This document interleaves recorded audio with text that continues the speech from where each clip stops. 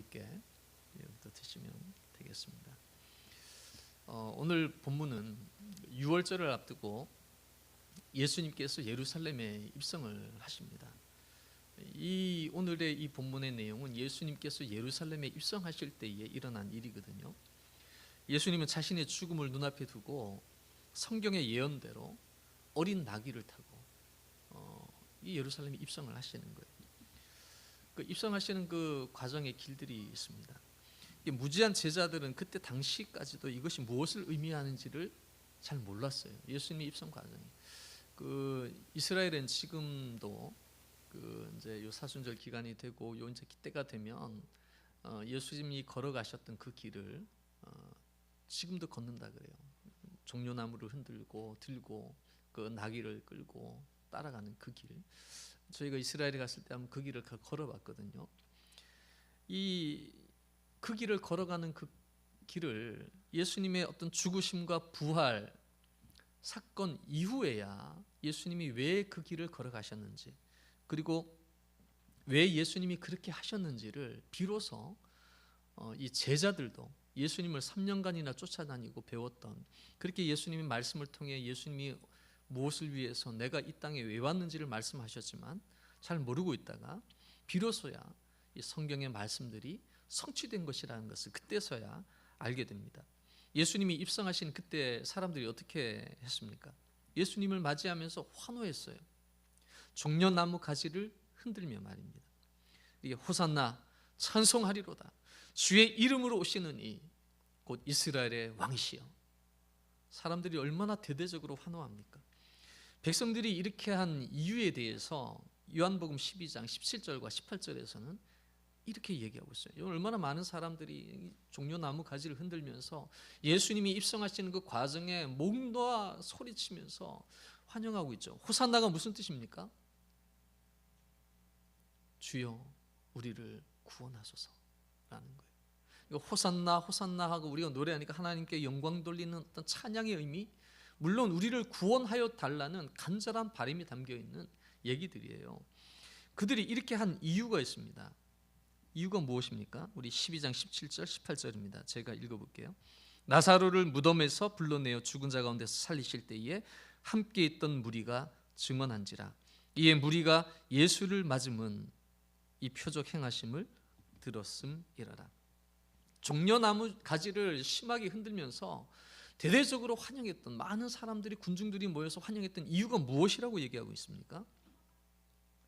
12절에 보면, 우리가 처음 읽었던 12절에 보면 그 이튿날에는 그래요.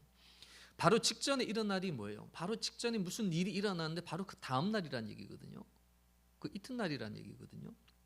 바로 그 일은 무엇입니까? 죽은 나사로가 살아난 사건이에요.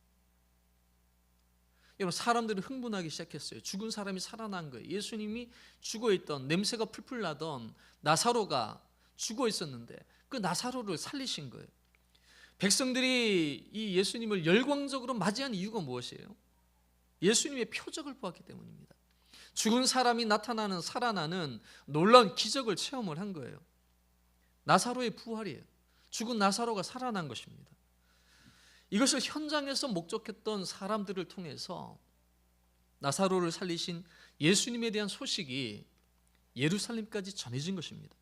17절에 보면 당시 현장에 있던 무리들을 통해서 예루살렘에 전해졌다라고 얘기하고 있죠. 사람들은 열광한 거예요. 지금 자신들의 상황은 어땠습니까? 로마의 속국으로 있습니다. 자신들을 해방시켜 줄 수 있는 메시아라고 그들이 믿었던 거예요. 메시아 대신 예수님이 오셨으니까 이제 우리를 해방시키고 왕으로 등극하셔가지고 우리 민족이 이런 상황이 아니라 달라지는. 제자들도 어떤 생각을 했나요? 예수님이 나중에 그런 능력의 자리에 서게 되실 때에, 왕으로 오실 때에 한 사람은 우편에, 한 사람은 왼편에 세워달라고 청탁하고 자기들끼리 다투고 싸웠던 일들도 있잖아요. 그러니까 이 백성들이 그런 마음을 품고 있었던 거예요. 지금 호산나의 뜻이 뭐라고 했습니까? 주여 우리를 구원하소서.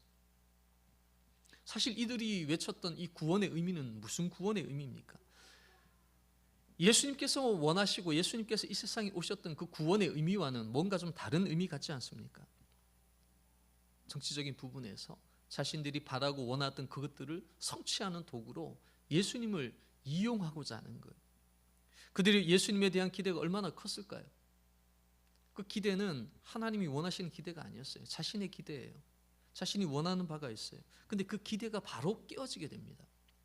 예수님의 선택은 무엇이었습니까? 예수님의 선택은 이 모든 위기의 상황들, 사람들이 자신을 공격하고 죽이려 하고 하는 상황들에 하늘의 천사들을, 천군 천사들을 불러가지고 이들을 무찔러 버리고 다 쳐서 처단해 버리고 왕으로 등극하시는 것이 아니었어요. 예수님의 선택은 죽으심이었습니다. 로마를 꺾은 다음에 식민 지배에서 해방시키고 독립된 국가의 왕으로 등극하셔가지고 세상을 다스리시는 것이 예수님의 목적이 아니었던 것입니다. 환영했던 무리들은 어떻게 변화되었나요? 불과 며칠이 되지 않아 선동하는 무리의 말에 동요하고 예수님을 십자가에 못 박게 되는 거예요. 여러분 놀랍지 않습니까? 아니 어떻게 불과 며칠 만에 이렇게 완전히 사람이 달라질 수 있을까요? 이해가 잘 안 되죠, 여러분. 근데 여러분 이해가 안 되는 게 아니에요. 우리의 경우를 한번 돌아보면요, 우리 자신의 경우를 돌아보면 이 또한 완전히 이해가 안 되는 상황은 아니에요. 우리 어떻습니까? 우리 예수님을 처음 만났던 적 있죠? 언제였습니까? 그것이 태어나자마자 부모님이 신앙생활을 하고 계셨기 때문에 내가 신앙을 갖게 되었어요? 자연스럽게 그렇게 되었나요? 아니면 어떤 계기가 있어서 내가 내 발로 선택을 했나요? 아니면 누군가의 인도를 통해 가지고 내가 알게 되었나요? 내가 처음 주를 만났던 날이 있어요. 다 있습니다. 그때의 경험들은 각기가 다를 거예요. 근데 참 놀라운 것은요, 이렇게 세상 속에서 그렇게 오래 살아가다가 어느 순간에 자기는 예수님에 대해서 잘 모르는데 불구하고 교회에 인도돼서 왔다가 처음 찬양하고 예배드리는 현장에서 눈물을 흘리시는 분들이 참 많이 있어요. 예수님을 처음 만났던 그때를 우리가 신앙 가운데 특히 모태 신앙으로 태어났던 사람들은 잘 모르는 경우들이 많이 있어요. 너무 익숙해져 있으니까. 그러나 어느 순간에 자신의 선택으로 자신이 하나님에 대해서 알고자 하는 어떤 계기가 오게 될 때에 그는 하나님을 깊이 경험하게 될 때 그때 감격과 감동이 있어요. 이것이 그냥 자연스러운 것이 아니라는 은혜의 감격들, 감동이 있게 됩니다. 복음의 말씀을 들을 때 이 은혜의 감격이 커져갑니다. 여러분 얼마나 컸었나요? 하나님 처음 만나고 예수님을 사랑하고 그 은혜 속에 거할 때에 가슴 벅찬 감격들.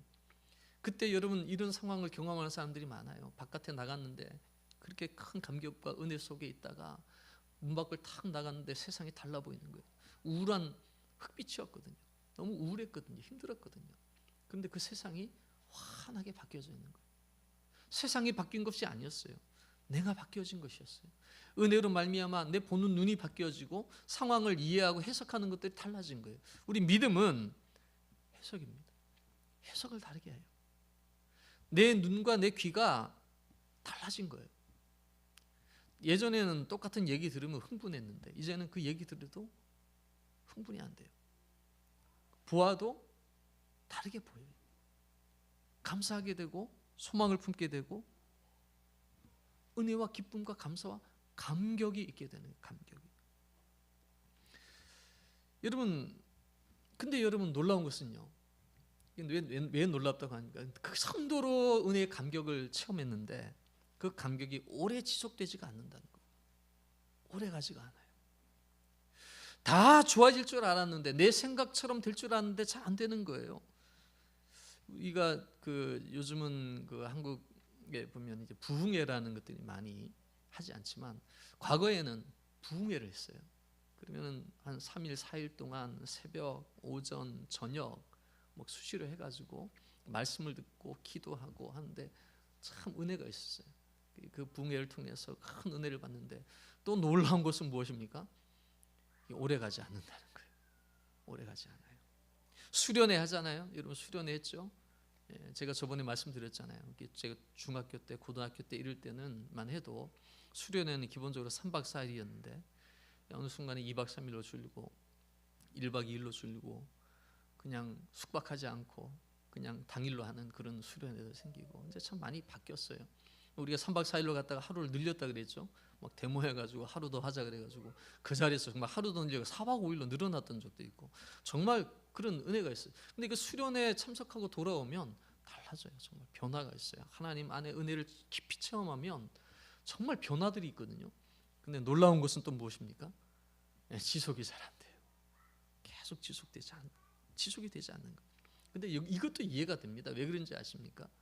여러분 사실 이 말씀과 은혜가 공급되지 않으면 우리가 계속 공급되지 않으면 고갈되어지는 것 같아요. 음식 있잖아요. 매번 먹잖아요.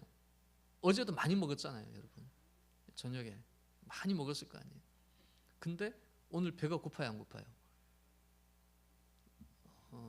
여러분 별로 안 고프신 것 같은데 정말 그래 다음날 되면 또 배가 고파요. 먹어야 되는 거예요. 계속 공급을 해줘야 되는 거예요. 차는 어떻습니까? 연료도 계속 공급해줘야 되는 거예요. 이런 은혜라는 것도 역시 마찬가지예요. 계속 공급이 돼야 될 필요가 있거든요. 이들은 기대 자체가 달랐어요.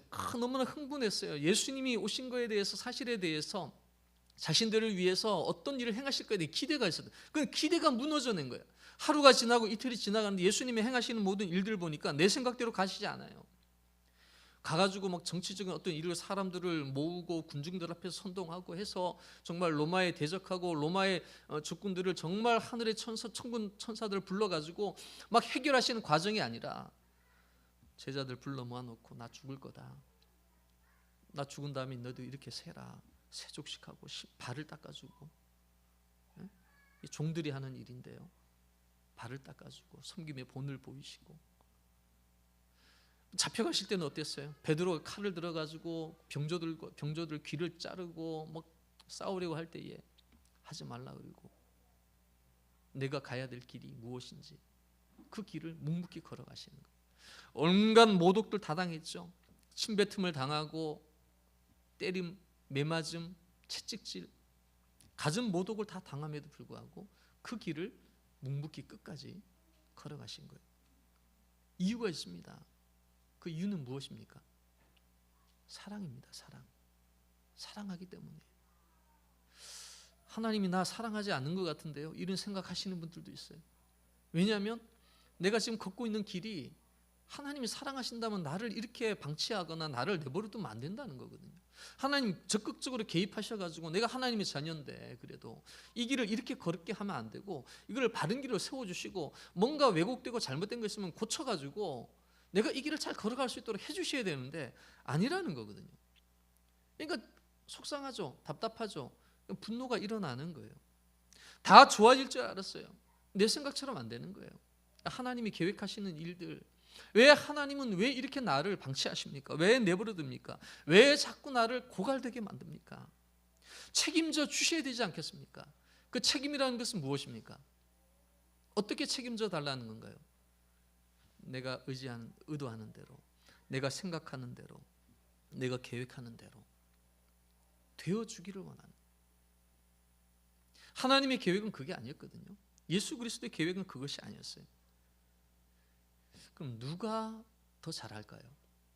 나의 미래와 나의 인생의 미래를 내가 어떤 길을 선택하고 내 과정이 아니라 결국은 끝에 가서 종착지에 도달했을 때에 과거를 돌아보면서 그래 내가 가고자 했던, 내가 선택하고자 했던 그것이 옳았어 라고 얘기하게 되는 게 될까요? 아니면 내 의지대로 되지 않은 것이 오히려 감사하고 하나님의 인도하심과 하나님의 계획대로 성취되어진 것이 정말 감사하다, 내 생각대로 되지 않은 것이 너무 감사하다, 이렇게 고백하게 될까요? 우리는 몰라요. 미래에 대해서 몰라요. 한순간의 미래도 알 수가 없습니다. 우리는 그렇게 지혜롭다고 생각하고 모든 것을 다 안다고 얘기하지만 똑똑하다고 생각하지만 우리는 한순간의 미래조차도 알 수 없는 사람들이에요. 별반 상황의 변화도 없어요. 그럼 어떻게 합니까? 내 의지대로 되지 않아요. 하나님이 자꾸 도와주셔야 되는데 안 그런 것 같아요.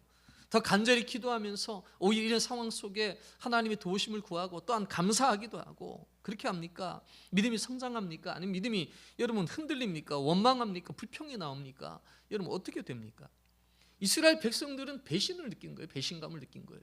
아니 하나님이 예수 그리스도께서 이런 능력을 소유하고 있는 분이 왜 우리를 이렇게 방치하고 내버려 두느냐 이거예요. 우리를 구원해 달라고 우리가 이렇게 대대적으로 환영하고 하면 여기 응답이 있어야 될 텐데 응답하지 않아요. 몽롱한 부르짖고 있는데 예수님은 전혀 다른 방향이에요. 주님의 마음과 생각이 달랐던 거예요. 정치적인 행보하지 않았습니다. 세족식하고 군병들의 체포에도 응하시고 그 관정 안에서 재판과 온갖 모욕을 다 경험하시고 감내하시고 묵묵히 그 십자가의 길을 걸어가신 것입니다. 하나님은 우리에게 이렇게 말씀하세요. 그 이사야 55장 9절에 보면요, 하늘이 땅보다 높음같이 내 길은 너희의 길보다 높으며 내 생각은 너희의 생각보다 높으니라. 너희가 지혜롭냐? 네가 옳은 것 같냐? 네가 똑똑하냐? 네 생각이 바른 것 같냐? 네 생각대로 되면 잘 될 것 같냐? 하나님 이렇게 말씀하세요. 한계가 있어요. 인간은 한계가 있어요.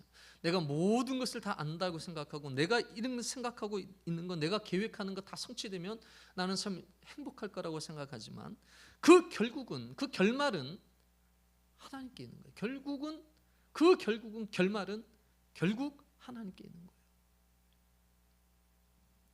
하나님의 생각은 우리하고는 다릅니다. 하나님이 나보다 훨씬 더 잘 아십니다. 내가 아는 지식은 내가 아는 범위 내에서밖에 몰라요. 아무리 지식이 많고 똑똑하다 그래도 우리는 단 5분 뒤에 내 미래를 알 수가 없어요. 5분 뒤에 어떠한 일이 일어날는지, 내가 죽음 이후에 5분 뒤에는 어떤 일이 일어날는지, 내가 살아가는 인생 속에 5분 뒤, 10분 뒤에 어떤 일이 일어날는지, 이것만 알아도 우리는 정말 이 세상에서 이렇게 살지는 않을 거야 아마. 예측 불가능해요. 어떻게 그런 일이 일어나는지 아무도 몰라요. 알 수 없는 것입니다. 제가 그 결혼 전에 좀 인사드리러 이제 처가에 간 날이 있습니다. 그 날짜를 제가 기억하고 있습니다. 2001년도 9월 11일입니다. 제가 왜 이 날짜를 기억하고 있는지 아십니까? 그냥 기억이 됐어요. 왜냐하면 그날 갔다가 집에 밤늦게 딱 들어왔는데 TV에서 그냥 난리가 났어요. 9.11 테러가 난 날이에요. 네, 테러가 났어요. 테러가. 그 날짜를 기억하고 있어요. 그냥 인사 나누고 대화하고 좋은 그냥 그렇게 왔거든요. 집에 도착하니까 테러가 나가지고 그냥 온통 난리가 아닙니다. 세상에 난리가 아니었어요. 누가 그날을 누가 알았습니까? 그 큰 건물에 그 수천 명의 사람이 죽었을 때 누가 5분 뒤의 미래를 10분 뒤의 미래를 알았습니까? 아무도 몰랐어요. 우린 무지합니다. 지혜롭다고 생각하지만 무지한 거예요. 한순간의 미래조차도 예측하지 못하고 알지 못하는 우리가 근데 너무 당당한 거예요. 담대한 거예요. 이렇게 하면 된다라고 너무 강하고 담대하게 얘기하고 있는 거예요. 내 생각과 내 뜻대로 나의 미래를 만들어갈 수 있다라고 생각하고 이렇게 생각하는 것 오만 아니겠습니까? 오만. 주어진 상황에 우리는 너무 쉽게 또 낙심을 해요. 상황과 환경에 의해서 너무 흔들려 버리는 거예요.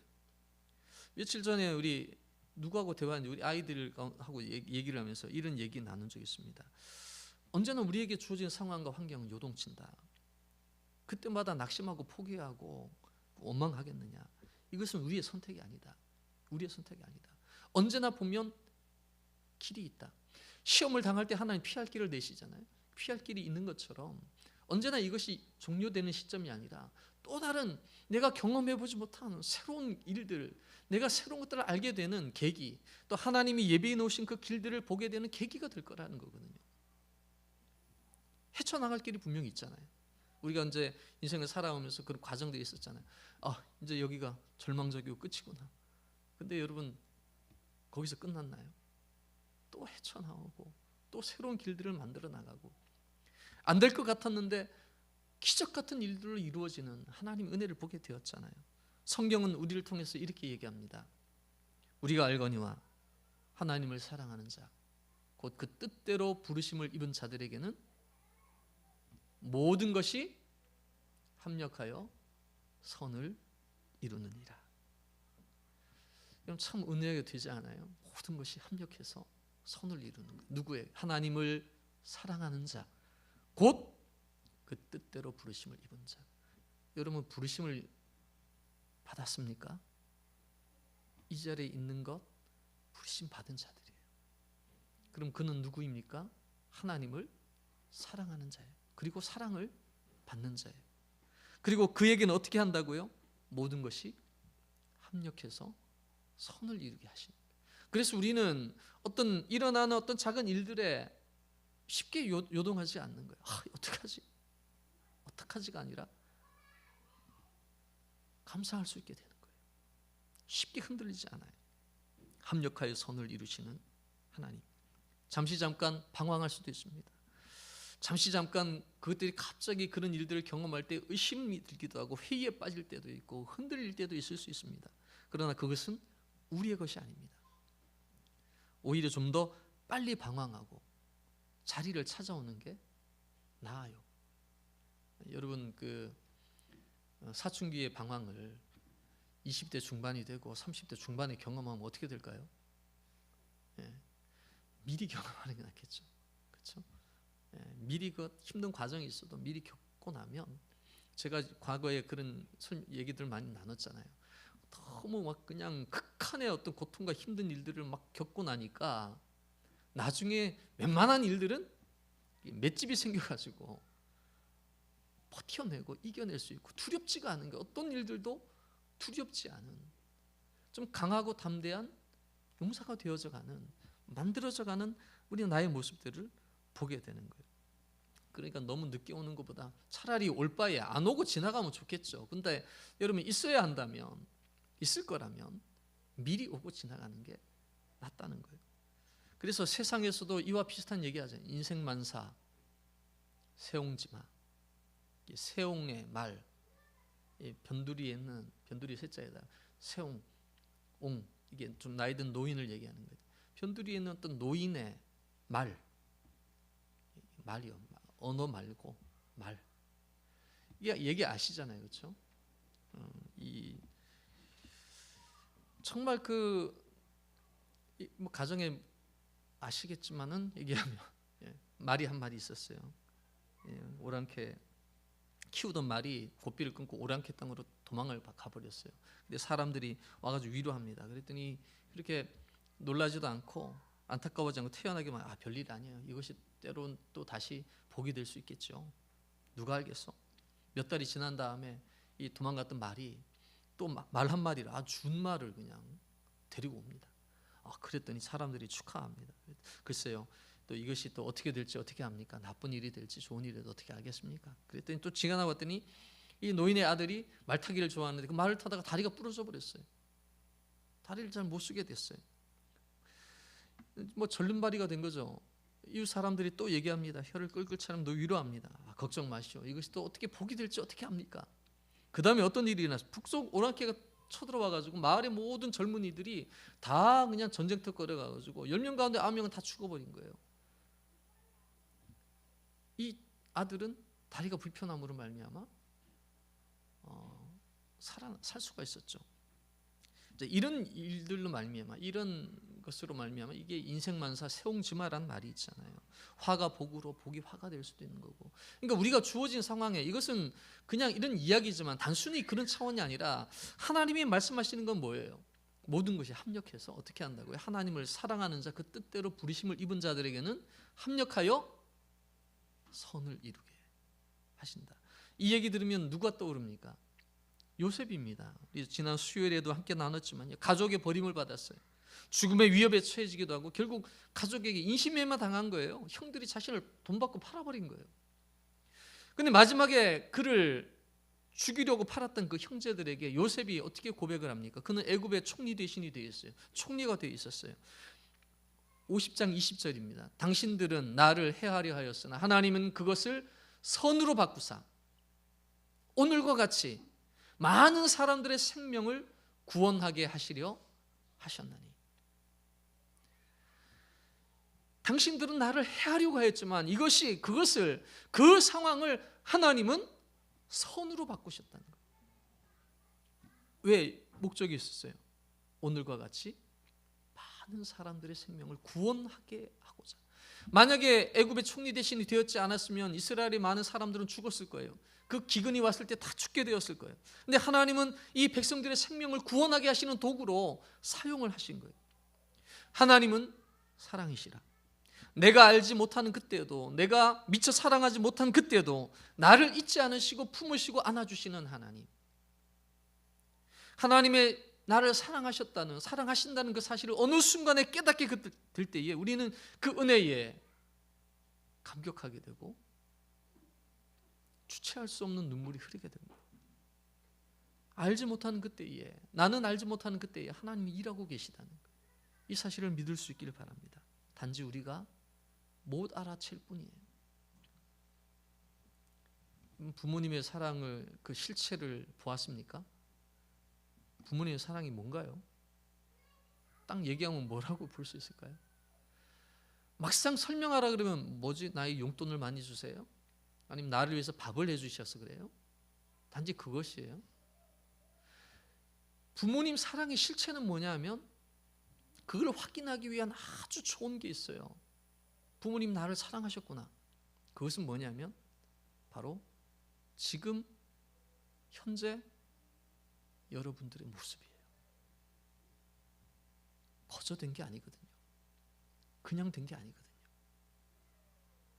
누군가의 손길이 필요한 거예요. 누가 그만큼 성장하고 무엇인가 자라나고 하는 데는 손길이 있어요. 사랑이 있는 거예요. 내가 이만큼 된 거 내 혼자 되었습니까? 부모님의 사랑이에요. 우리가 이 모습이 된 거 그냥 혼자 되었습니까? 하나님 사랑하셨어요.